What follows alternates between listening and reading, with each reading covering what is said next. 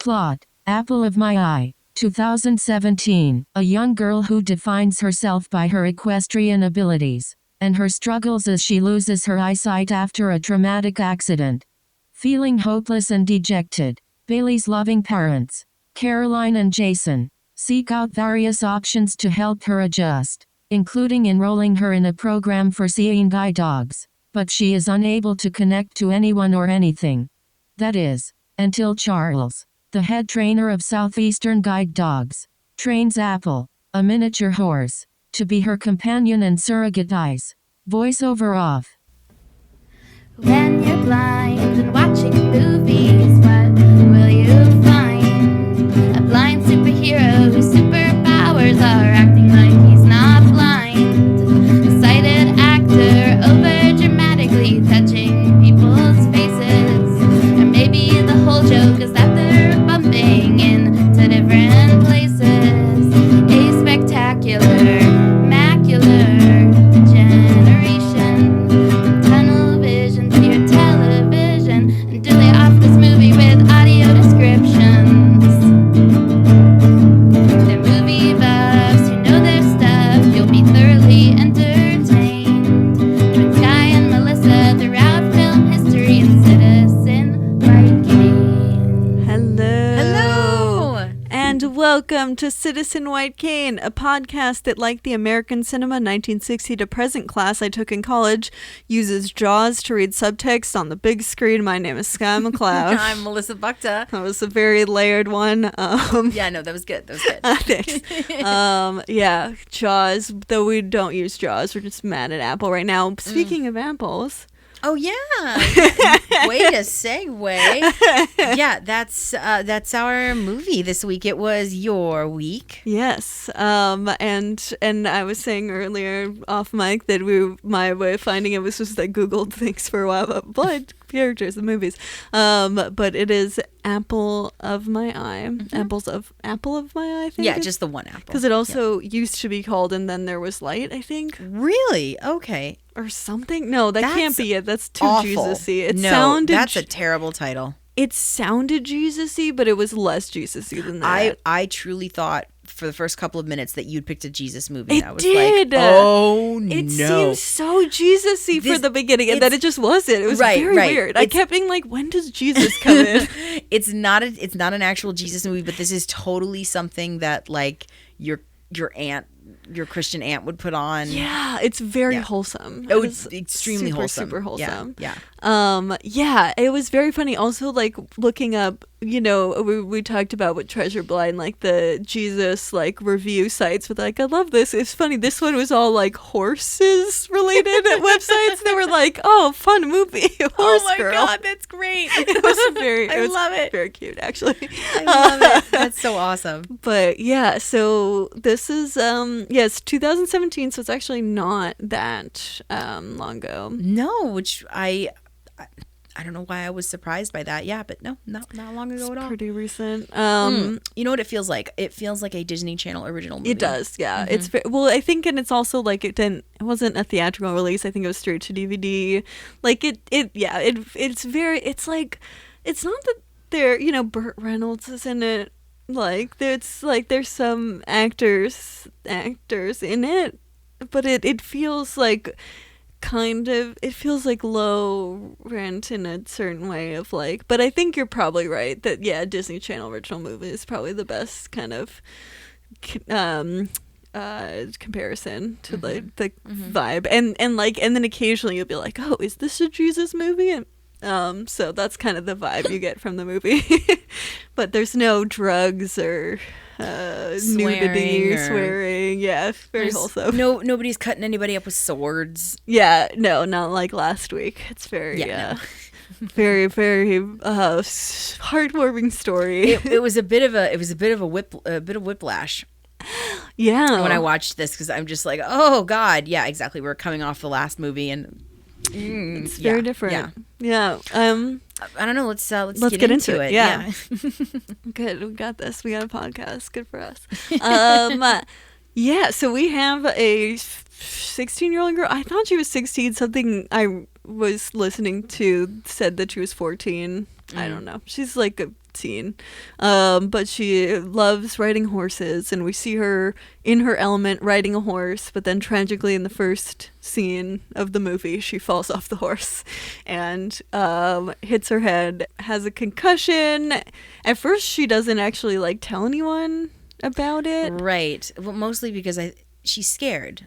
Yeah. I haven't gone haven't experienced what she has gone through, but I've definitely withheld information medically because I was scared and I didn't know what was going on and I didn't want things to change. Yeah. Yeah. Whenever I have a very biased thing where whenever I see someone do that, I'm like, want to shake them. I'm like, just communicate, because people will listen to you. Not everyone has that privilege, which is my own package coming through. But yeah, but that's a weird thing with me, that I'm like, no, just say something to someone, because like, if you're gonna hide it, then that's like, you haven't been denied by authorities yet, authority figures yet. Yeah, and I think, she was scared that this thing that she loved that defined her, horseback yeah, riding, which was going to be taken away from her. It was, yeah, She absolutely. stops being able to do horse riding. Like, okay, so yeah, because when she gets a concussion, she's losing her vision. That's part of what she's not reporting to any of the adults. Right, she starts going colorblind. Yeah, and also will unfocus, and then like one of the main things is that she can't tell that there's sprinkles on her ice cream. Right, she accuses her dad of only giving her one scoop with no sprinkles. Yeah, and he didn't. Which is like, it is interesting, because I was like, wow, this is like a week of her life, and I was like, but 10 years can go by. Oh, I know, but something is said near the end of the movie. She's like, yeah, and then I got Apple, and last week just felt horrible, and I was like, this is a week? A week? It was a week? No, it's not. It doesn't take place over a week. That can't be true. Is that true? I don't know. I can't confirm that. I don't know. I mean, I can't say that it's not true exactly, but that's super unbelievable then. Yeah, so she's like, things are going blurry. There's weird symptoms like that. Yeah, like she's not able to see color. She can't see sprinkles. Her parents are very like worried. They're worried about her, and they're we have like decent parents.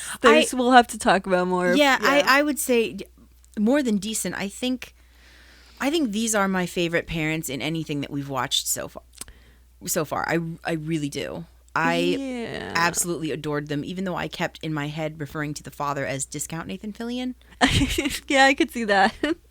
Yeah. But the mom did a few things that I was just like, kind of like, it wasn't that they were unbelievable, but I was kind of frustrated with her, because she was just like, oh my God, her life is ending. She's going blind. And it like, I could definitely, like, that felt both real to me, but also I was like, just stop. Oh, the conversation they have in the bedroom right after they come home from the eye doctor. Yeah, It's just, and there's also like, which is, I don't know, maybe just like triggering for me, but like that the eye doctor's like, I'm not going to tell in front of the kid that like something that actually really like is her life. And so really she deserves to be told. Also, she's not a child. Yeah. She's not a little girl. Yeah. And even if she was, I still don't think that it bothers me. I'm like, kids can handle a bunch of stuff, and really what they can handle less of is fucking the adults in their life, not telling them what's going on. Like, that's far more traumatizing than just knowing what's happening to them. So that part bothered me. And we should also mention that her parents are played by Amy Smart, and I know I'm going to butcher his last name, Liam McClintyre. And Bailey is played by Avery Arendes. Avery Arendes. I really bought her as a 15-year-old girl. Actually, I totally did too. I'm not gonna lie. Yeah, she at first there were definitely some scenes where she came off as whiny and petulant, and then I realized, oh, that's because she's supposed to be whiny and petulant. Yeah. But I mean, it's. She was annoying in all the ways that actual 15-year-olds are annoying. Right. I was like, yeah, no, this is definitely a 15-year-old. Like, this, I feel, yeah, it's, she can be, like, infuriating sometimes. And but that's, she was reacting, and she was reacting the way that you would think a 15-year-old would react to something like Yeah, this. I mean, even the not telling them what was going on felt very real to me, like that she was not. Yeah, your whole world is being pulled out from under your feet, and you don't know what is going on, and there's nothing that you can do. There's no control that you can have over anything. Yeah, and she also wasn't like mopey either. Like, you know, like with ice castles or something that was so over dramatic and ridiculous and just so far from it. But it was like I mean, I got diagnosed when I was 15, so like I was like, yeah, this is a thing I lived through, and I saw a lot of myself in her, and like, and some of the like being frustrated with even the adults trying to help. I still related to that because she was like, you know, a lot of it takes place at this guide dog school that's not actually for training blind people in guide dogs, because it's a like puppy raising school, so it's like a little bit, it's like in a weird kind of limbo. Yeah, but it is a real place because they thank them in the credits. Yeah, it is a real place. They and I think like one of the producers was like wanted to write the movie because she like had went there as a kid, but I don't think she's blind. I don't know. That's what I read on their website. Yeah, but it's a very like this.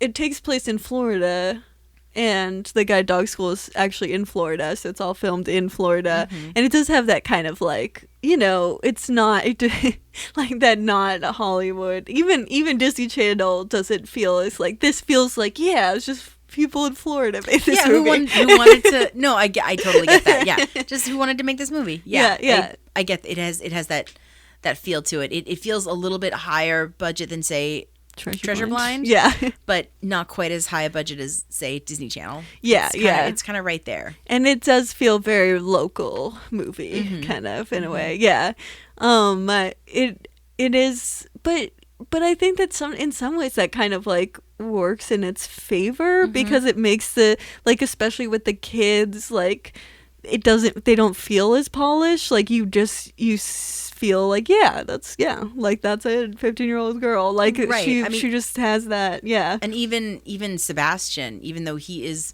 totally putting on airs, it seems supernatural and not over the top, and that's how this character is. And we find out that humor is his defense mechanism, and I can completely relate to that. Yeah, we should introduce who this character is. Right, so Sebastian, sorry. Yeah, no, so okay. Sebastian, or Seb, he's also referred to as. Oh, I forgot about that. He's at the center as well, and he is helping train guide dogs. Yeah, he is fully blind, which I love in this movie. You gotta love how much they had like a blind person wrote like 4 pages on what it is to be blind. Yes. They're like, okay, we gotta put every single thing they said in this, because there's like at one point she's like, most blind people can see something. And Sebastian uses partial, and I'm like, oh my god, yes, blind words speak. He's total. Right, he's total. You can be a total or a partial. Yeah, there's a lot of like very specific, like, we know about blindness in here. But he is like, he is a fully blind character who has no vision, and like he is at the guide dog school because even though it is like training them and not like training them with blind people, it's just like before they get to blind people, but his parents, I guess they're his biological parents, but he was like in the foster care system. I don't know, it's kind of confusing. But his family is like not great, and they refuse to have don't want him to have a dog at the house, and so that's why he comes and volunteers to train them, I guess. But then also it's kind of like, I don't know, it's that there's like a dramatic thing with his family, but we only get sort of bits and pieces of it. I think we never it's more talked about because we never actually get to see his family. We see him once in his own room talking to Bailey, but we never see his family. But I think he's there to be a foil and or comparison to Bailey's situation. Which, do we say that the main character's name is Bailey yet? I mean, we did now. Yeah. Okay. Yeah. Yes, so she's the horse riding one who goes blind. That's the main character. Yeah. So she is like, he as you say before, uses like humor as a defense mechanism, which I don't know, isn't that true of all blind people. I don't know about all blind people, but I know it's true for me. I mean, it's true of all the blind people I know, including myself. I don't know. It just feels very blind to me. I guess, yeah. I mean, I guess it's you can either laugh about it or spend your days crying, and I don't want to do that. Do you want to be Ice Castles or Sebastian? No, oh my we God. all want to be Sebastian. I'd much rather be Sebastian. Sebastian is just like a guy I totally had crush on at blind camp. He also just felt like, I was like, yeah, that's a real blind. That's a real blind person. Like he was just so like I was even like, maybe this is the most realistic portrayal of a blind person outside of the documentaries that we've seen. Yeah, I was very surprised. He was just so easy, and the conversation that argument / conversation that he and Bailey have when Bailey is just feeling real down on herself, and Sebastian is talking about, she should treasure what she had because she got to see a sunset. She can see a horse, and I love the way he explained, when you say horse, I have no idea what you're talking about. I don't know what that means. Yeah, it was a really interesting, because I think that this movie was weirdly able to do a lot of things. I was like, this movie shouldn't be able to do all this. It was like, what is happening? But like, it felt, because they're both kids, so I think it was like the irrationality of both of them felt really real, and that it's like, yeah, when you were a kid, you like, I think there's an idealization of anything that's not your own experience, and I think that like that's probably something that real boy would have, in like 10 years been less focused on, like it felt like that was age realistic, and I think you also get like both sides of that argument of like because I think his sister is one of the other characters who's just partially blind, is like kind of like, he's just being difficult, but there was like kind of this sense of like, that's okay, like it's hard, like he's having a hard time, and I don't know, it all felt very like genuine to me in a way of like, it feels like a fight that two blind people would have, and she also just became blind, so like and like, which makes them both like good foils for each other. And I kind of had to come off my high horse, especially during that moment, because I was like, what the God, high horse.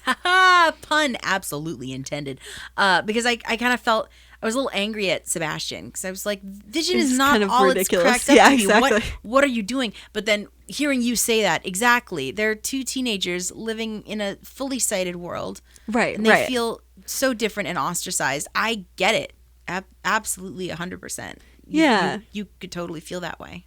Because I think, it felt like, because I did the same thing. Because at first I was just like, come on, dude. Like, the world does not revolve around sight. Yeah, she's moping about losing her vision, which is sad. If I lost my vision tomorrow, I would definitely feel sad. Yeah, it's a big transition. Yeah, but I was just fine living my life. Right, exactly. And I think I liked that too.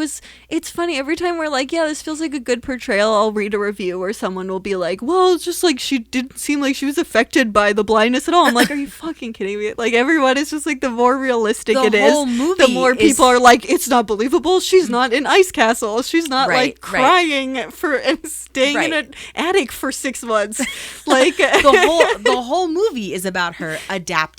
Right. And coming to terms with being blind. I was just like, this is so ridiculous to me. Like, but she's very like, it affects her, but it also affects her in a very real way.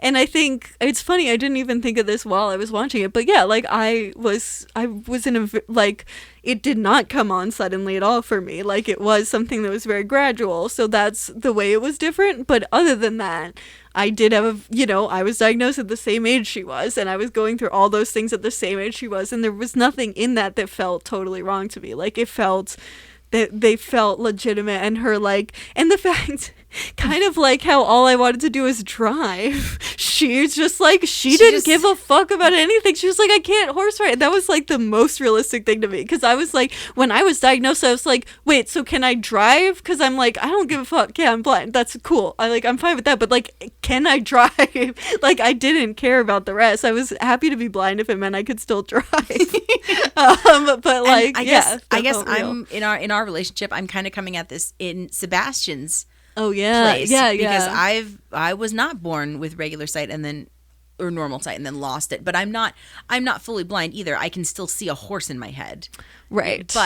But I totally understand his argument, because I used to and still do on everybody has their bad days on occasion, and I just get so frustrated with myself.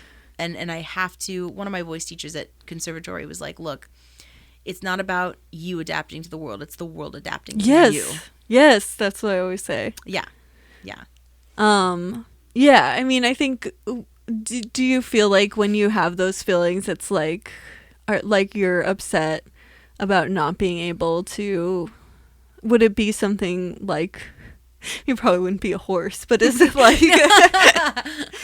because I feel like, I'm trying to remember, I might have used to get those. A lot of mine do revolve around cars. I don't have a desire to drive. That's not what I want. I don't give a shit about the act of driving. I don't give a shit about cars.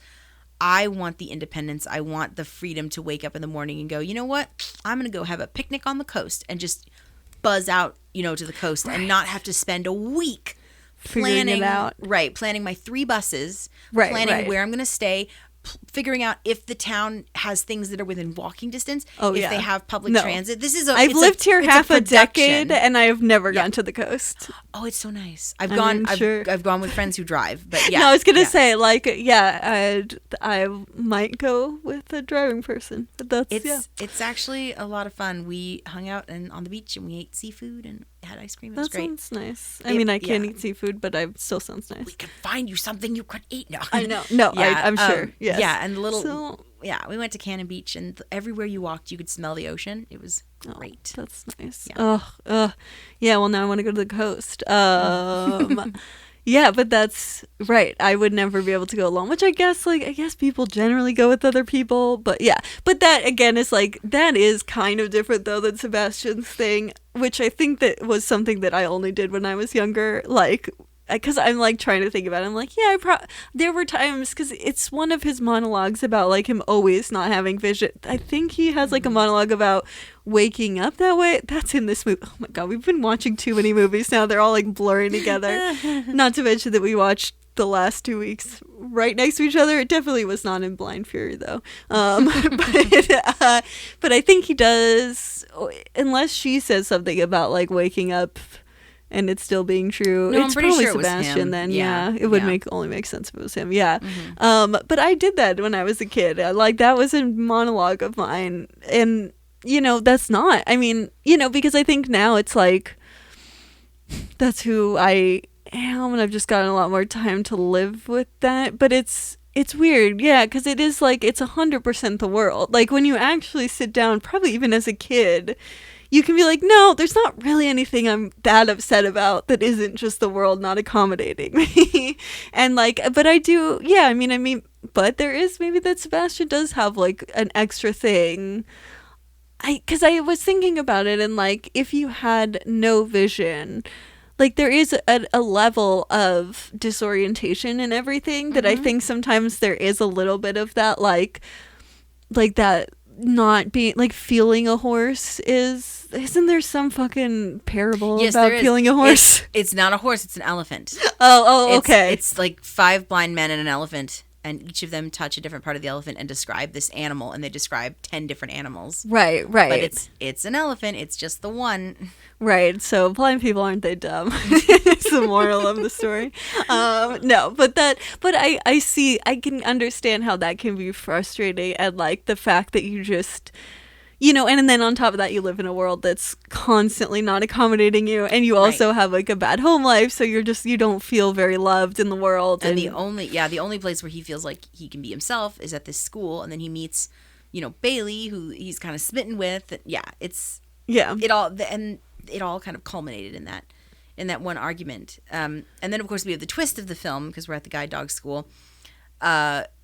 Bailey isn't taking to any of the guide dogs. Yeah, she's like, boo-hoo. Yep. She's just- being a very 15-year-old Yes, girl yes. just got I'm blind.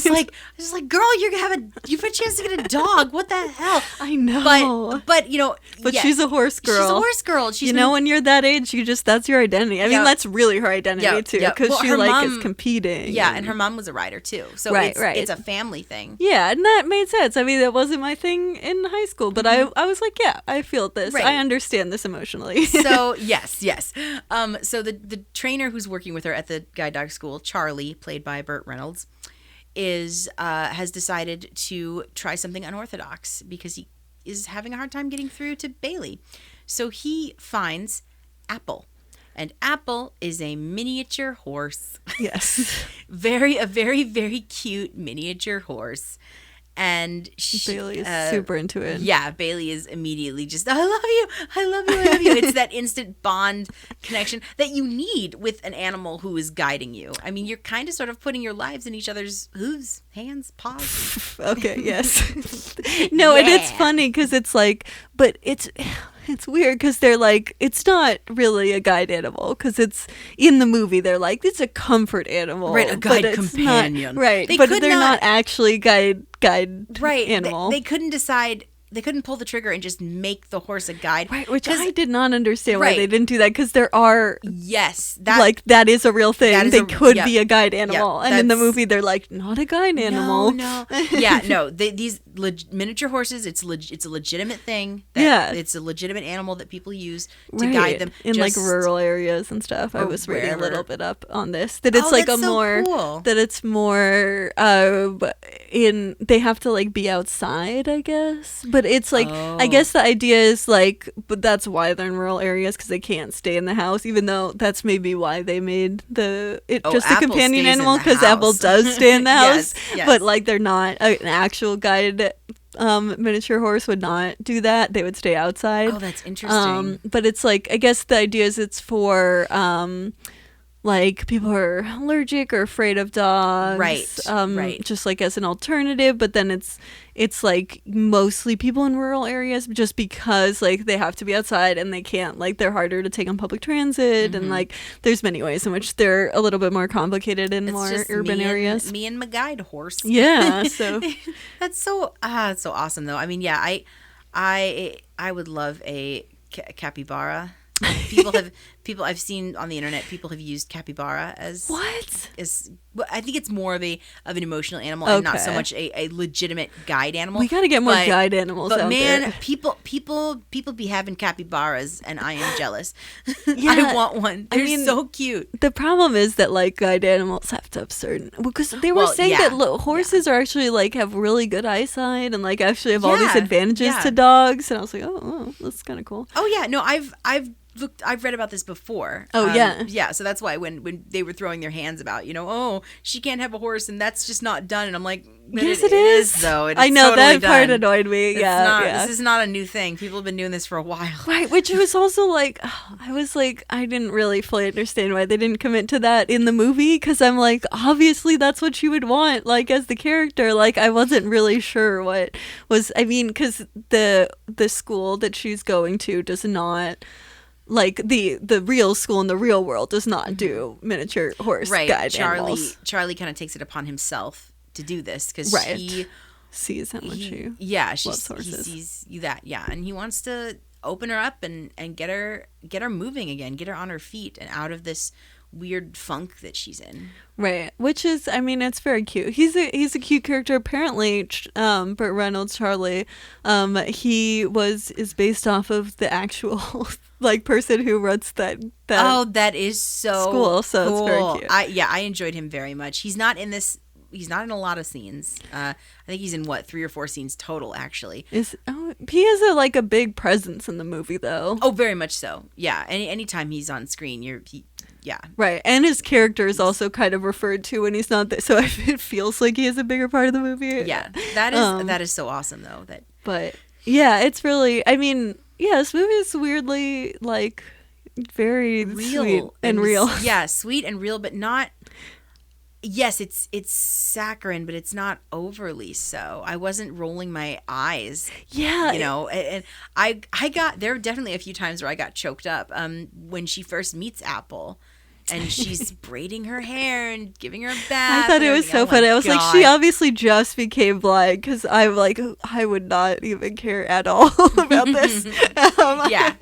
Because she's like, I have to make her look so pretty. But I love that too, because it was really nice when we've watched so many of these movies, and they're so obviously written by sighted people, and like blind characters see nothing, and the assumption 100% of the time is that they see nothing, and like if they see something, it's like a whole thing that you have to explain. But like I really like that this movie, like with Bailey's character, you really saw how it actually is to be blind, and that she looked at her phone really close to her face, and it's just weird, because it's like that's 90% of blind people's experiences, right. So it seems like it should be 90% of the movies depicted that way, but it's just so not the case. Sebastian shows her how to use voiceover. She's like, my phone won't. She's like, your phone does this and that and the other thing, and he's like, yeah, have you ever used voiceover? Which you also did to me. God. You were Sebastian to me earlier in the podcast, because you were like, do you know you could get Siri to turn on voiceover? And I was like, no, I thought you had to go into the system preferences. Which I also, watching the movie, was like, how is he making voiceover just turn on by saying turn on voiceover? Yeah, no, that's the thing you can do. that's I was like, it's so funny, because I literally was like, movie logic, that's not real. No. That's real. That's totally real. It's so funny. All of the adaptive technology you see in this movie it's very real. It is, it's like all stuff I've used. Yes. Except for the Braille stuff, which you've learned Braille. No, we're going to talk about that. So she is learning Braille from one of the ladies at the center, and she comes over and tutors her. And her dad comes in, and he's so excited. He's like, look what I got for you. And he puts down the big old Perkins Brailer. Sucker weighed about 4 or 5 pounds, I think, when I had to carry one around. Oh my God. Yeah, it is basically, it's a typewriter. That's the closest thing you could compare it to, but it's a brailer, so it's a braille machine. And Bailey's just like, no. Can I hook it up to my computer? Right. And then her tutor breaks it to him, and she's like, yeah, Braille is kind of a dying art form. Actually, that's what Sebastian says in the movie. Oh no, you're sorry. Yes. Which, oh my God, I felt vindicated. I was like, yes. When he says that, yeah. It's here actually. Oh, thank you. This is the clip I have, Yes. So in this clip, Bailey and Sebastian are like, Sebastian has just used the phone to take a picture of Bailey and the horse, and I want us to clip that. It's kind of a longer thing, so I Gotcha. skipped that. But this is just after Sebastian has sent Bailey the picture and showed her how to use voiceover. This is the conversation between them where he's talking about the art stuff that he does, and that's where the clip begins. Describe it. It looks good, from what I can tell. That is a terrible description. What do you want me to say? Not that. I mean, how would you want someone to describe it to you if you couldn't see anything? So you could, form the images in your mind. That's what you're thinking when you're taking photos? No. I'm thinking about all my other senses. I'm thinking about what I'm smelling, how I'm feeling, what I'm thinking, I guess that makes sense. Yeah. And then I usually put all that stuff down on there in Braille. Wait, you know Braille? Yeah, I do. Come on. Yeah, I know Braille. It's kind of a dying art, but what can I say? Kind of a hipster. Anyway, saw a photographer do something similar and liked the idea of creating photos that sighted people can see, but still need blind people to understand the whole picture. That's really cool. Don't you ever worry about the composition of the lighting or anything like that? No.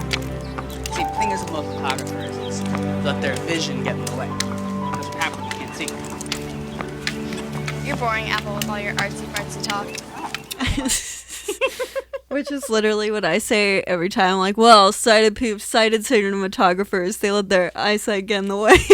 Well, and me, and I'm like, oh my god, how are you going to display them? What are you gonna set your gallery up like? What kind of pictures are you taking? What are you writing? Oh yeah, no, I want to know everything. Yeah. Yeah, and he gives her the picture with the little braille Yes, message that's on it. the main, or that's the kind of emotional.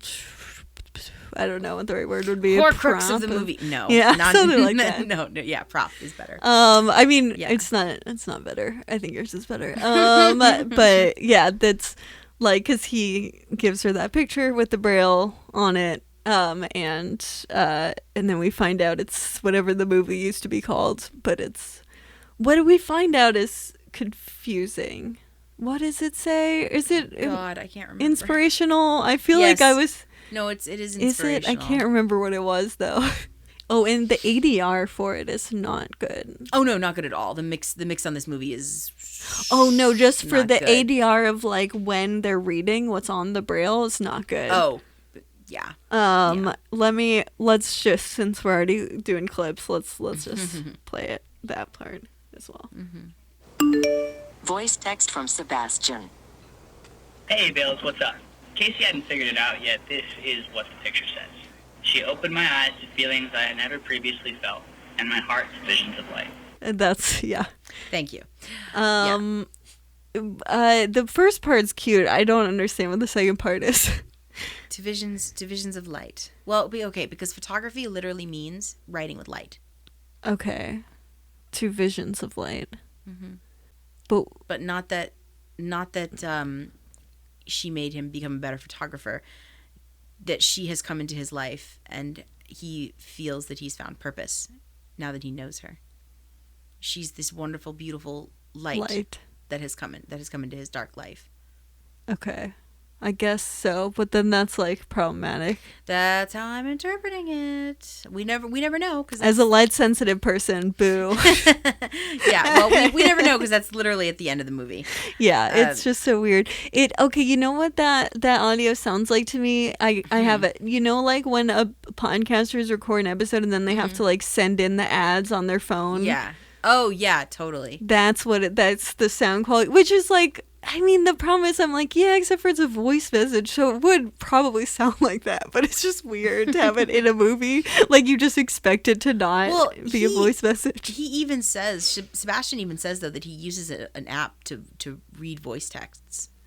Well, yeah. Yeah, they talk about that. I mean, I do think that, like, any movie about a blind person in this era needs to do what this movie does, which is, like, voiceover is a great, like, narrative tool. Like, to not use it is stupid. Yeah, like, it's embrace truly the technology. Stupid. Yeah, It's like, here the for a technology reason. is cinematic, and, like, it's going to, like, not only make your movie more accessible, and it's also, like, helps to like, it is a cool device you can actually use narratively, and it always pisses me off when they don't utilize that, because blind people have all this cool stuff that you can put in a movie, and to not use it is foolish. Well, and I was wondering where a little bit of the conflict in this movie is coming from. I mean, because obviously there's conflict, you know, Bailey loses her vision and her parents and she have to deal with it, and then Apple comes into the picture.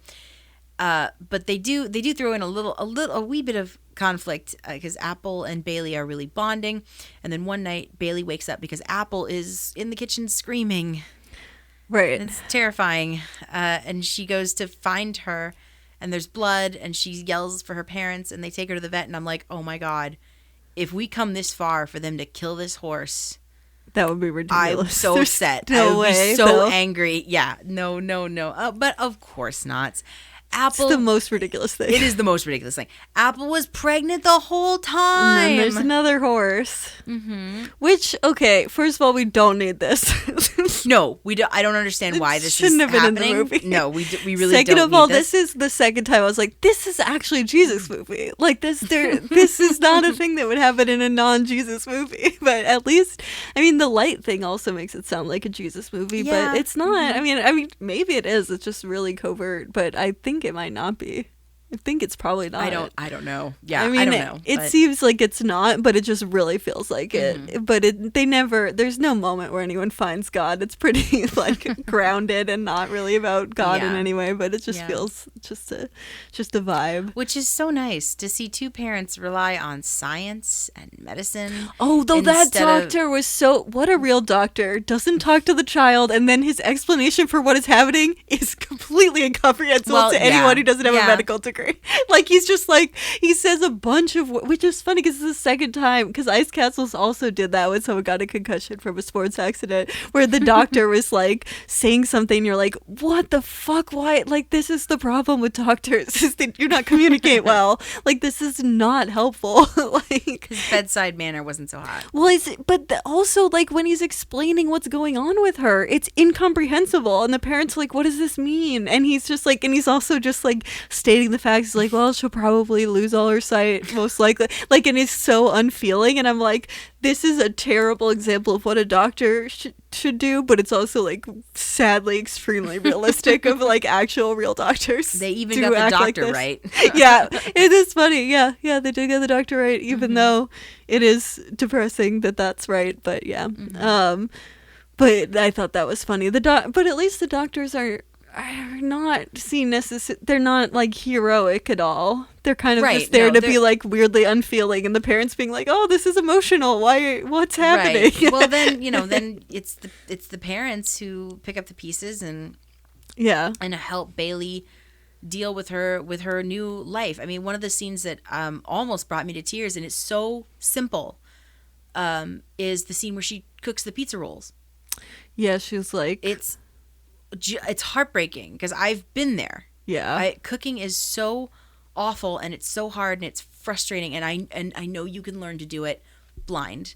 I just have never had that opportunity to learn. yeah. It's not easy, and then it's also like, I think it's like shameful to like, I think we put a lot of shame on people for not, like, in this country it's like you need to be able to like make your own food because it's like saves money or whatever, and it's like, that's not an option everyone has. cook? Yeah, I've done that. I've had those thoughts. My roommate doesn't cook. She hates cooking. Our freezer is full to bursting with frozen dinners and because she doesn't cook. but And that's whatever. I mean, yeah, I don't know. I think we value cooking way too much. I think it can be an art form, but like, it's been used as a sexist thing, Right. and it's definitely Well, used to make blind people feel bad about themselves. I mean, and just to see her get so frustrated at something that she probably did all the time. You know, she puts the little pizza rolls in the oven. She can't tell if they're cooking or not. She just is doesn't that have- what's going on? Because she like, I thought so. I because don't she know. like puts her hand in them. I was a little bit like, what Well, she are you can't- trying to do? I think she can't tell that if they're done or not. right, she couldn't tell that they were done or not, and so she just like pokes at them and which I'm like, I probably did something like that, but I was also like, I didn't absolutely. fully understand what the thing, because I was also terrified of all the hot thing. Like, it was so scary to me, so I would like wear mittens on both hands just to like Yep. be near, like, you know, when I wasn't even touching anything at all. So I'm like, I don't think I would ever do that, just because I'm so scared. I have UGG gloves. They're actual like little mittens you put on your hands, and you can just Oh. like stick your hand. You could. Right, because then you can just stick your hand in it, but it's frustrating because it's like you get a lot less tactile information, and it would be really Yeah. nice if you could actually use your hands, but Yeah. you know, like, and the mittens just- are really hard, they cut off that like information from you. But just the whole scene, I've absolutely been there, and it's just this Yeah. quiet scene. There's no dialogue, but you can tell how it's just she's trying so hard, and it seems futile almost. Yeah. because she Though I gets was- so frustrated. I was also watching that scene and be like, ugh, we can't use this in the show. This is like, there's nothing, no I one's know. saying anything. No, it's all action and no dialogue. yeah. It's important to like show visually what blind people struggles. And I think that was a really good way to do it. I mean, it's this tiny little mundane thing that everybody does.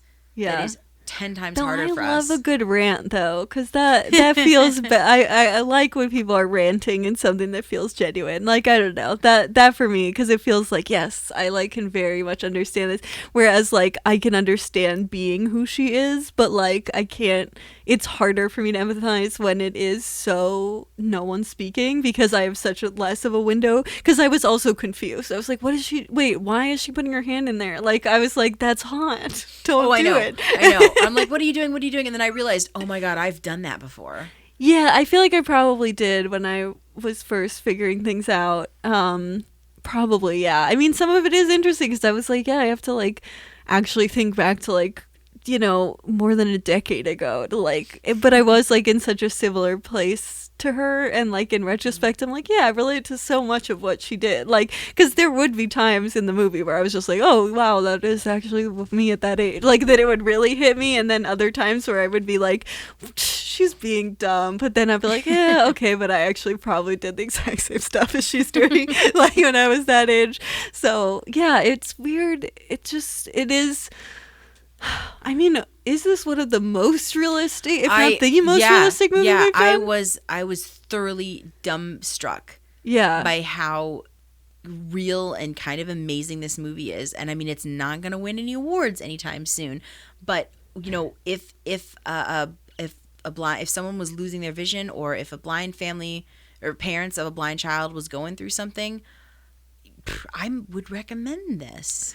Yeah, it's really, I mean, and I realized at the beginning, I was like, oh, we could talk about the mom's reaction. Then we sort of touched upon it.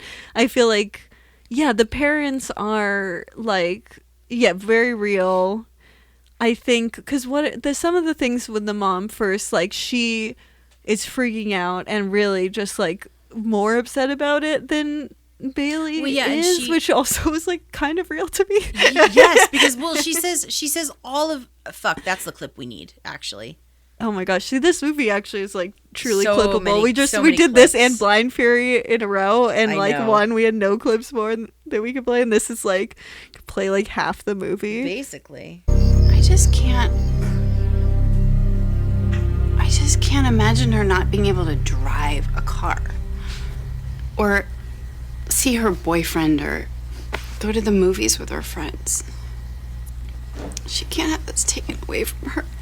She's too young. She's only... I know, but hey... She's not even 16. I understand, but we gotta be strong for her, right? She'll get through this if we're strong, yeah? You understand? But she's gonna be so lonely. No, I mean, it's probably not gonna be that bad.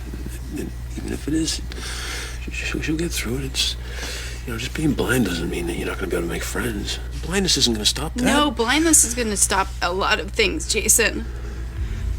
She's going to need us more than ever now, and I'm not going to be able to be here because I'm working so much. Honey, I know, I'm sorry. No, but it's sad. She's just so unhappy right now. Yeah, well, it's new, right? It's new for all of us. It's tough. But she's a kid. She's going to get through it. She'll adjust, and I don't want to brag, but she's got us. She's got you. So she'll be all right. Because I feel like she needs something. Okay. I don't know. Yeah, you said, we could play the whole movie, but... oh my God, just watching it back again, I'm like, oh my God, this is like so, just hearing it, I almost started tearing up, because I'm just like, I would not be surprised if this was bits and pieces or taken straight up word for word. Around this conversation, yeah. It's so realistic. It is so realistic. Like the dad is correct. He's the correct one of the two of them. Yes, well, and for the record, and I mean, Bailey's mom does not hold those views through the entire movie, but I think she just needed that time to say it and to put it out in the open and to vent. Right. And that's because during the movie, I was like, because I think at that point it hadn't fully sunk in that, like, you know, we do this podcast, most of the movies are written by sighted people and have some pretty fucked up things that the writer just assumes and never, like, questions at all. So I was like, is the mom, like, I mean, I was like, there's no way that's going to that's really going to be the moral of the story. But I was, like, still kind of trying to figure out so I think I didn't appreciate it until the second time where I've, like, seen the whole movie and it wasn't, like, going to turn, because sometimes they'll have a real conversation, but then it will just, like, deteriorate from there, and then the mom was correct, and she has no friends, and then she gets her eyesight back. Like it could be something ridiculous. Oh, like it could have that. been. It could have been awful. It could have been always. Yes, it could have been. But now after seeing it, I'm like, oh my god, like that is such a real conversation, and the fears she has are like the most realistic irrational fears ever. Like those are like the irrational fears that so many moms of blind people have had. You have this blind child, and you're now faced you're with the horrible and daunting realization that you are going to have to raise a child in a world that is not built for them, in a world that is built to shut them out. Yeah, and and I think like you see that both of the parents, and I love that the dad is like gets it right away too, because I think that's sweet too, because you don't have to like want like that he can be the voice of reason in there as a couple, and that you don't have to like watch two people with problematic, like that he's kind of, and that he's right, like, and that the movie is like he is right, but like that he has the kind of rational thing, because it's also like when every time I hear like someone in a movie talk like she is, I'm always like, she's a child. Children are resilient. She will be fine. She's definitely going to have friends. That is a very ridiculous thing to think. She'll have friends. Those things don't really matter that much. It's new. It's hard for her right now, but it's going to be okay. And that's like literally what he says. Which is just, he says every single thing I would say. Well, and this isn't a story about two parents who are constantly fighting with each other. This is a loving family, and these guys, the parents are on the same side. Even if they have and it is funny because she feels guilty because she has to work. You allude to that in the clip, which is, I mean, it is kind of a sweet, like, the world expects like women to be the moms, like it, but it kind of is like it's okay, like, and I don't know, it's like a really nice depiction of a family. Well, and they're just so. God, they have such good chemistry together. I mean, they're you so buy them as intimate a couple. and yes, and even with Bailey, they all just have amazing chemistry. I mean, there's the scene, and you get to see two scenes of Bailey just being with each parent, but just bonding with them and being so casual and being loved. I mean, the scene where she's out in the backyard with her dad. And it's just a cute little montage, of stuff. The other scene that we could never play a clip from because it's just there's not really talking. Right. But yeah, and when she bonds with her mom, it's over horses, which I love that like the parents are both irrational about one of the things because the dad is like so upset he's just about like, Apple being there. No, your mom will never, ever, ever, ever approve of this. And then it's the next scene. Oh my God, and the mom's like so excited, and he's like, oh, good, you could tell. It's like it's so him that's happy. upset. Yeah. He's sad that he lost this battle that he totally thought he was going, he's very butthurt about it, but it's hilarious because it's like, I love that because it was like, it's the kind of thing that would happen in a real family. Like, it was just like, he wanted to like, kind of use the mom as like, oh, she's the one who's going to have a problem with that when it's obviously him. And I was like, I don't know. I feel like the mom really likes horses. This seems like the kind of thing she'd be into.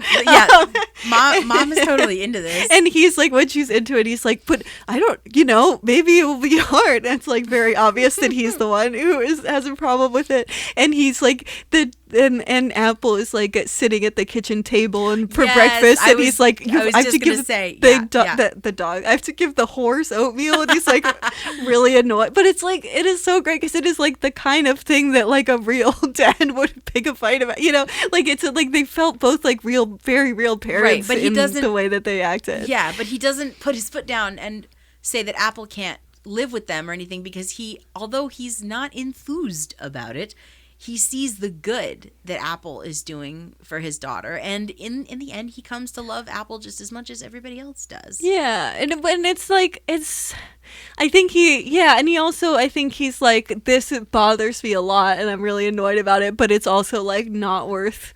Right. Like the family, like, because I don't think, like, I think for most of it, he's like really butthurt about, which I just find it so funny when people like really care about something that feels to me like, whatever, I would have no opinions on this. And it's so funny when someone's real mad about it.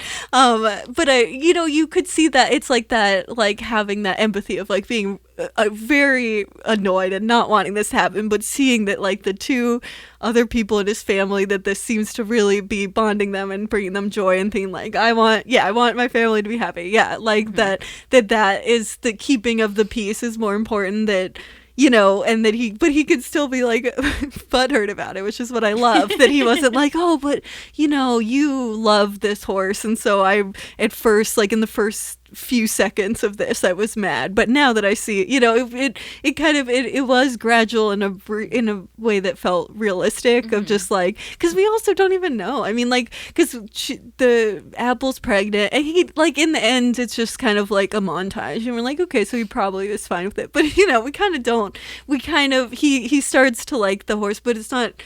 It's never directly said. It's never right. He never comes on screen and is like, well, I didn't like you at first, Apple, but now you've just come into my heart. Blah, blah, right, blah, and blah. now No, I see what a wonderful. Right. Yeah, we don't have to sit through that, because which is so nice. They told the story. You don't have to say everything. Audiences are not stupid. Yeah. We can pick up on things. And that, like, it also, like, maybe that wasn't the way that he you know, maybe in the end he was just like, okay, you know, this, I'm not, it's not worth, pick your battles. This is just like, my life now. Yeah. Or, you know, or maybe, yeah, over time. But it also gave it more time for him to maybe be sort of like... Well, now he's got 2 miniature horses. Yeah, because there's... Well, except for Sebastian. Doesn't Sebastian get the other one? Bailey says, it's not confirmed, but Bailey says this is Light. They name the other horse Light. And she says, I'm going to train her for Sebastian. Yeah, she says that, but then I'm pretty sure it ends with Sebastian having Light. And they're like doing a Christmas photo. Yeah, because Sebastian takes the Christmas photo. Oh, yeah, but then I guess, I don't know. Who knows? Maybe because if he takes the photo, I don't know if Light is in it. Yes, Light is in it. Because Bailey is sitting. Oh, yeah. Bailey so maybe they are. Yeah. So, yeah, we might not know. Yeah, you might be right then. We don't actually know if that's what happened. That Sebastian took Light. But it's, you know, it's it's funny because he does, I felt like he was kind of more into the dogs. I don't think he really wanted the miniature horse as much. I know. Because he always is referring to her as like the beast. Him and her dad are like, and then that beast. But it's in fun. Like it's always loving. I love funny. that though. Yeah, it's so funny.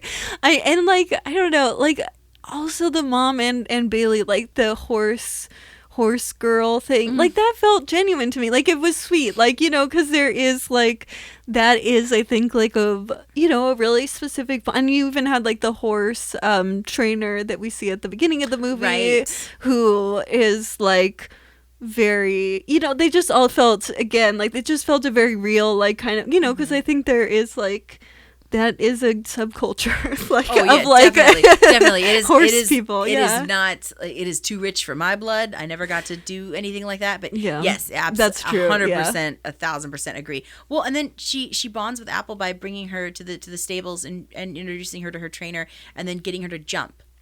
Oh yeah, that's what she did. Was right. Jumping. Which, okay, so here's the main crux. I don't know. Crux, yeah. Crux, yeah. I don't even know if that's the right thing, but like my big thing that I was like, the bee in your bonnet, the thorn in your side, the barnacle on your bottom, and with also a question mark, like, is it really true that if you're blind you can't ride a horse? No. I don't think that's true, because if that was true, they have all of these like therapy farms and therapy camps and every that are set up with horses and other animals, and you have special need, like horse therapy is a thing, and you have special needs kids that ride who are blind and who are blind and who ride horses. This is the thing I should have really looked up. But yeah, do you like know for sure that that's a thing? Because I was like, there has to be a way. I don't know the specific ins and out of it, but I know it's a thing because I went to one of those centers when I went to blind Did you ride camp. a horse? Yes. You rode a horse. Oh, yeah. So you know. Everybody rode horses. Everybody rode. No matter what your vision was, everybody got to be on a horse. Now, we all weren't experienced riders, so we did have to be led by someone who was an experienced rider. But still. everybody you got up on the horse yourself. You had everyone had helmets and shit, but you got up on the horse yourself. Well, she did before she goes blind. She has a helmet on. She had a helmet on. Yeah. Yeah. But you ride the horse. Okay, so so I'm correct then. Yeah, because that was my thought, and I was like, so that is bullshit. Like, that part is wrong. Like, she should have still had a way. Like, maybe, but the idea that she's never, ever going to ride a horse. Because I really thought the movie was going to be her, like, learning to ride horses again. Right. But she just does not. I don't think that if I was going to make, like, a Apple of My Eye 2 or something, I don't think that that's the case for this character, honestly. Because, okay, she goes back to the stables and the trainer lets her sit on Cole, which was her horse, one last time. And she talks about all the other things that she can feel and all the things that she can sense. Why doesn't she get to keep writing then? Yeah, I think that's, if you were going to continue the story further, She does. I think that would be the next bit. The next part is that she starts riding again. Or helps out at the stables in some way, or starts a therapy program of her own for other blind kids. I kind of wish that was... I wish that was more, like, even if you want to do that as a denouement, I wish it was in the movie. Mm-hmm. Because it did bother me that from the beginning they were like, she can't ride horses anymore. And it felt overprotective, and there was, it was like, okay, the doctors and and the trainer says that this is not possible, or like thinks it's not a good idea, but that is the story of literally any time a disabled person has ever tried to do sports, is like the doctors and the trainers of the like abled people say that it's not possible, and it's like always possible. It's like, so it just felt like I was like, so we're just gonna take that as gospel, like we're not gonna question this at all, like it's 2017, we can't, like, she can't figure out, like, go on fucking Meetup or something and see if maybe there are more blind people. Like, it just felt like I was like, this movie it's getting so many things right that felt wrong to me. Yeah, but that is a whole other story, and that's not really the story they wanted to tell. No, it's definitely not, but I wish that at least, because that's what you could have done a denouement, because it wasn't what they were trying to tell, but the movie by the end, you just don't have any indication that they were wrong about her being able to ride a horse, because and it undercuts the, like, the main drama of the movie, but it's like, it's hard, because I'm like, yeah, but like you're trying to make a really realistic movie, or at least it came off that way, so like why would you have the, like, the emotional crux of it be something that doesn't actually make any sense? Yeah, I mean,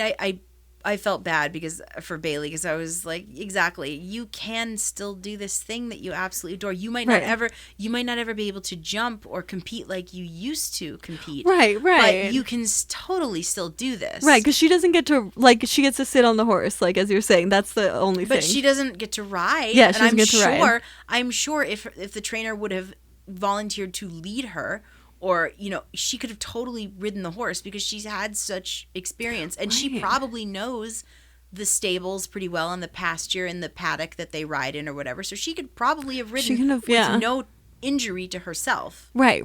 It doesn't, it doesn't make any sense. I'm not saying put every newly blinded person on a horse, because don't, but she had experience. Right, she has experience, and like maybe she needed some support of like someone who's a little bit more trained in like being a guide for the blind. But like even people who don't have that, like, with like Blindsight, with the climbing Mount Everest, and like how, what was his name, Eric, who climbed Mount Everest, was like, I had to figure it out, right. I just had to do, no one done it before, so I had to figure out how to adapt. Mm-hmm. And I think that's a common story. Yeah, I mean, when I went to Costa Rica, one of the things we did when we went to the rainforest is we did a trail ride. So I spent all day on the back of a horse. Super fun. There were definitely moments where I was terrified. But she would probably be much less terrified, because, it's different not having sight, but it's like she already has a lot of experience. Right. And horseback riding, again, I don't have experience. This is like my one, like, I rode on a horse in Costa Rica. But it's a lot about feeling the horse. That's what I felt like too. Yeah, and they can see it, so yeah, the horse can see. That's why they make such good guide animals. So it was frustrating, and I guess that like the reason why it wasn't a denouement is because it would undercut the entire movie, but it still was frustrating. Like, and I don't know how to fix that because it's like you would have to completely rewrite the plot if you're gonna assume that she can ride horses from the beginning. I don't necessarily think you need to fix it. I mean, I don't. But it's frustrating with a movie that gets so much right. This one thing that is the heart of the movie. Like, so it is such a hard thing to like. But I don't know. I think it would have been worth it to make the denouement that she can ride because again, like, it is realistic that like the trainer and the doctors were, just kind of patronizing her. Like, that is realistic. And so like, like the mom and with her monologue, how it turns out she's wrong about all the things she was worried about. You could have done the same thing with the trainer and the doctors telling her that she couldn't ride. At least, and if you always want to set it up for a sequel in this Hollywood era. So that would be a great setup for a sequel. The Apple universe. Yeah. I'm sorry, the Appleverse. The Appleverse. Though when I put in Apple of My Eye onto Amazon Prime, it was like Apple of My Eye 2. So no, I don't seriously? I don't think it's actually. Now we gotta God, look. now we have to look. Yeah, I want to watch it. It's probably terrible. I mean, maybe it's just everyone's looking for Apple of My Eye 2 because they're like, there's just so much more they could do. Yeah. There's so much more to this story. We need to know. We absolutely need to know 100%. That's hysterical. Yeah, no, there isn't. Okay, I just have Apple of My Eye from 2017. Okay, well maybe it's good that there isn't because then we'd have like a Dolphin Tale 2 situation on our hands and nobody wants that. But maybe we could have seen her learn to ride again. I mean, the ice castles thing, I'd love to like see a movie that does that right. The whole movie's crap except for the ending. Because she got up there and got back on her feet and relearned how to skate again. And that's what I thought we were going to do with this movie. Which I guess, like, if it was as bad a portrayal of blind people as Ice Castles, that would be a far worse movie. Even if she was learning to ride again, I'd rather have the movie that it is because it gets everything else right. Whereas Ice Castle only gets the thing that she can still skate right. That's the only thing it gets right, and it like undercuts that at every moment it possibly can. So I'd rather be this movie, but yeah, that I think is the one big. Yeah, this is. If I was gonna award a movie that is just surprised me, honest to God, surprised me the most this year, I would probably give it to this movie. Yeah, definitely. I had no idea walking in that this is what we were going to get. Yeah, it took me a while even to like come to terms with it because I was just like, when is it going to be Jesus? When is it going to be like when's it going to be mom's lame? Right? And like it is, and when is she going to like just break down and like she's just going to sob in a corner? Yeah, and just be there for the rest of the movie. Yeah, no. When is like some like toxic masculinity going to come in somehow and the movie's going to be like, great, toxic masculinity, we love it. None of that happened. Maybe it's like it's one of we've watched more recent movies that were still bad, but it is, maybe it's hopeful, like that it's 2017, that it's it's still on the far more recent than the vast majority of the movies we've done. So maybe there's still hope that it's not, that we're not, like, because when we watch silent movies that have just as good portrayals as movies that came out in the last 10 years, that's when I'm like very depressed, but maybe there's hope for the future. Maybe. Hopefully. Yeah, Apple of My Eye. Hope for the future. Do we want to rate? Let's rate. Let's do it. Mm-hmm. I can go first. Yeah, go for it. Okay, so I'm gonna give this movie 2350. Going real high. Real high for you. Yeah, I feel like that's like, that's kind of like my eyesight,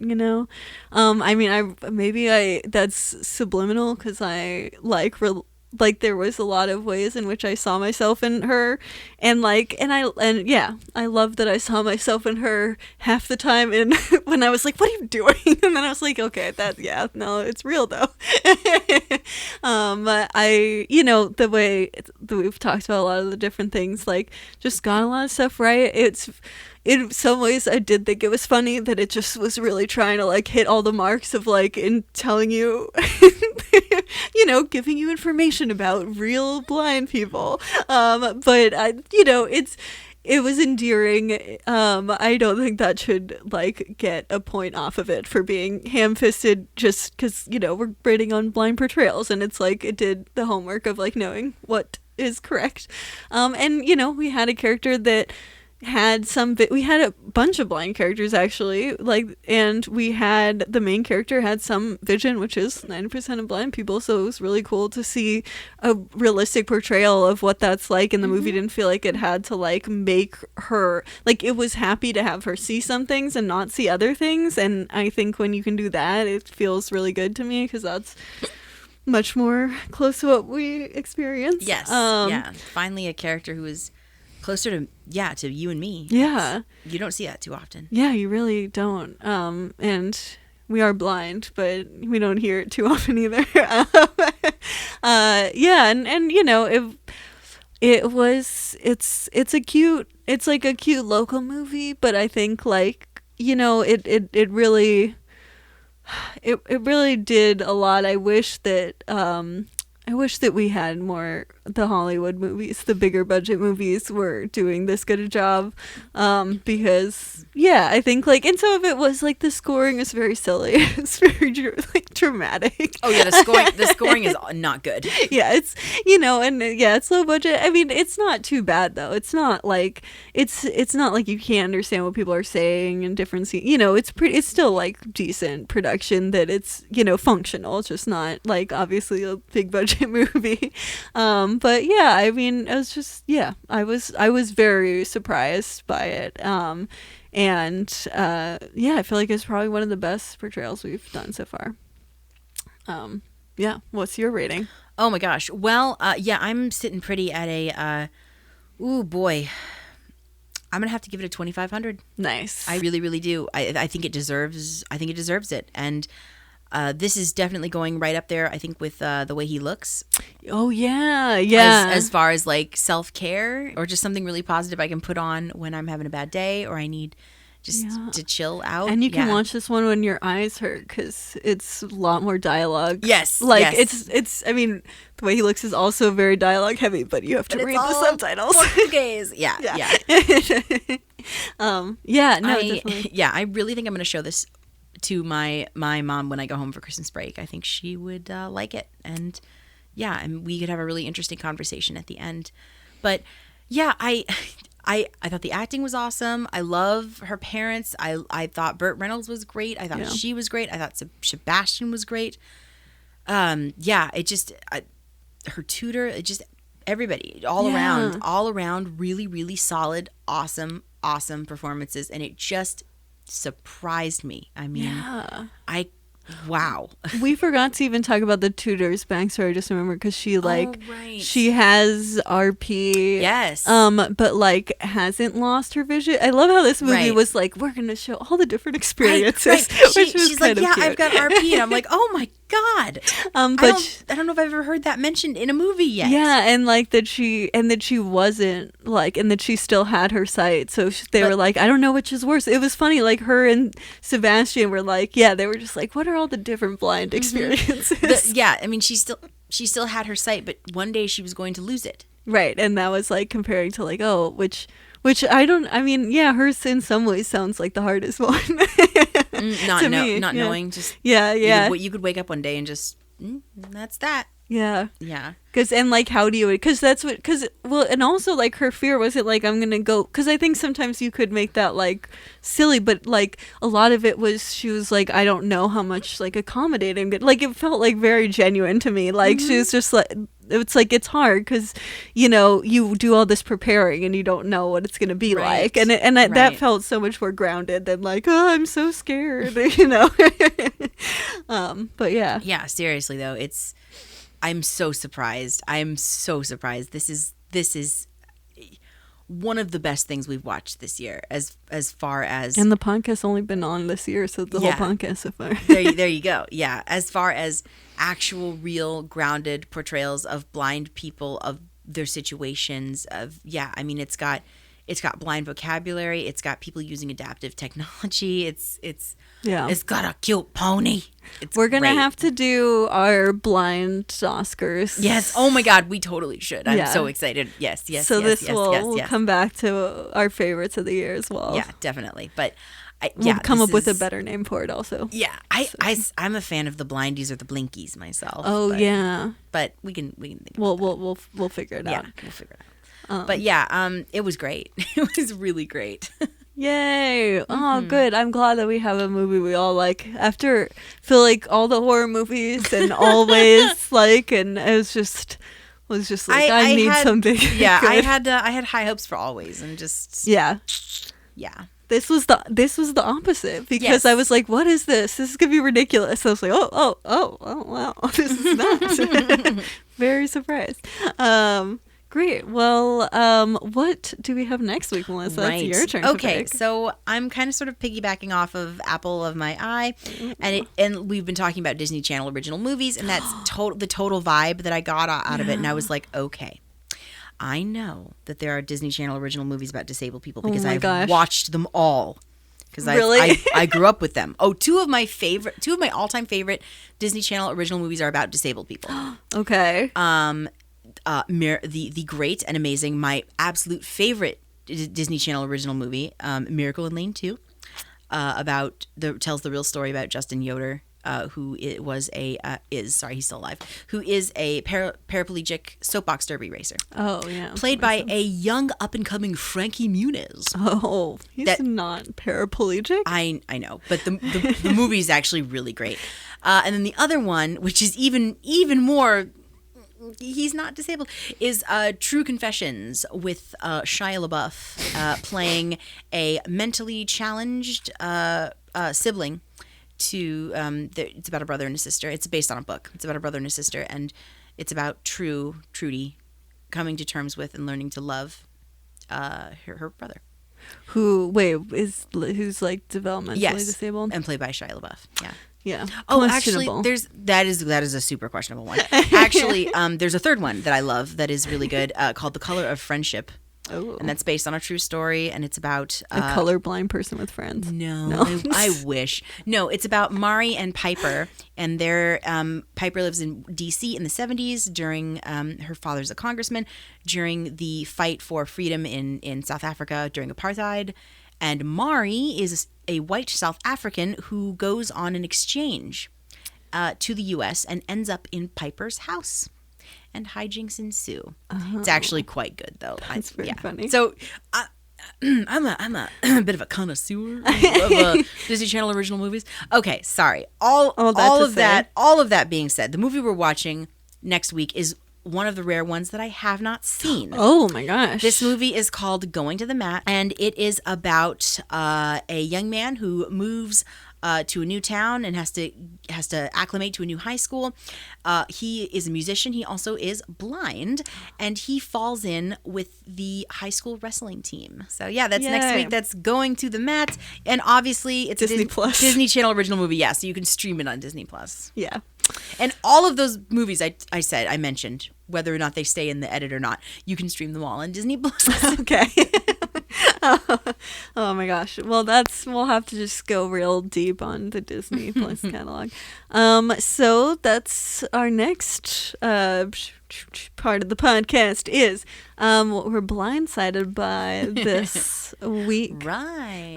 And you go first, Melissa. Oh, you want me to go first? Okay. Yeah, because you went. That's how we do it, right? Cool. Second. Yes. Yeah. Right. Yeah. Cool. So actually, this is something that I just started watching last night. Actually, because I was cleaning my room, and I kind of like to have my boob tube on in the background, just playing things. Usually, I'll throw on like an old episode of Last Week Tonight or something. So I was watching the newest one about the election results, and a promo after the show was done came up for this new documentary series. It's a sports documentary series, which I would never in my right mind watch. I just don't find sports very interesting. However, this documentary, it's 4 episodes so far. It's called The Cost of Winning. It focuses on a school in Baltimore, Maryland called St. Francis Catholic School. And they have the best team, hands down, in the nation for high school football. These students are crazy talented, and they have a 100% success rate of getting their kids into college with full ride scholarships. Oh my gosh. Here's the deal. Nobody wants to play them because they're too good. So they've been cut out of the state league because no one will play them. And fun fact about St. Francis, it is one of the poorest schools in the country. Wait, why? They're allowed to do that? They're just allowed to not play them? It's a bunch of bullshit. What? It's a bunch. I guess you have to watch this docu-series to find out. I actually think, Sky, you'd find it really interesting. I mean, it sounds. I'm already like, I need to know why they can do that. Yes. No, it's so interesting. And this coach that has come in has given just loads and loads and loads of his own money to help these kids succeed. He buys them equipment. He bought them a dorm style house so that they can take in kids who would be on the street otherwise and give them an education and help them. Is this kind of like Cheer, that Netflix series? I haven't seen it, Cheer, actually. Oh. I should check that out. Well, we'll never know because one of us has seen one and one's seen the other. So. Yeah. But it is absolutely fascinating, and it's compelling as hell, honestly. That sounds super fascinating. Yeah. So it's called The Cost of Winning. It is on HBO Max. It is also a podcast as well. Oh, okay. Mm-hmm. And so that's a cool. Thank you. Yeah. I might actually watch that. Super unexpected. Stumbled upon it completely at random. That's how you find out about things, I think, at this point, because it's not like we talk to people anymore. I mean, obviously we do, but it's harder. It's less water cooler conversations. That's why we have podcasts. Yeah. My thing this week is a book. Ooh, nice. It is called Disability Visibility, First-Person Stories from the 21st Century. It is a series of essays that are curated by Alice Wong, who reads the introduction for the audiobook. But it's just a bunch of different stories from disabled writers, and it's just a mix of experiences on many different levels, but I thought it was really they have, each one has content warnings for different things, and so there's there's things that are more ableism than others, but it's just really nice because you don't usually get to so much of just a disabled conversation feels like it's not really coming from a disabled perspective all that much, and so it's just really nice to hear a bunch of disabled people talking about their experiences, and it really just goes into so many different intersectional identities and so many experiences around assistive technology or around gender identity, or it runs the gamut of all these different things, and they're also one of them is a podcast transcript, one's a TED Talk, one is just just an essay, someone so there's just there's also a variety of different means of the stories, and you can get the audiobook on Audible, so if you can't read very well, or just hearing people read things to you, that is also an option. I thought it was a good audiobook, but so that's a cool disabled, I feel it's good to occasionally have really specific disability things as well, since even though we talk about it throughout all the podcast, it's still fun to add a little bit on the end, because not enough people talking about disability.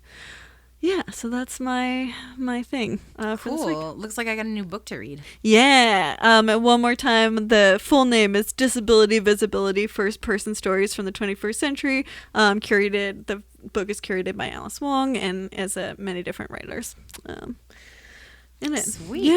So I think this is the end of the podcast. We did it. Yes. Woohoo. One more in the can. Yeah. Yay. Apple of our eye. Yes. We did it. Okay. Our theme song is by Lucia Fasano. Our YouTube is Citizen White Cane Podcast. You can turn on closed captions for the transcripts. Our Twitter is White Cane Pod. Our Instagram is Citizen White Cane, so same as our Facebook. Our email is citizenwhitecanepod@gmail.com. If you'd like to leave us a voice message, are you a blind horse rider? Do you want a guide dog or a guide pony or a guide capybara?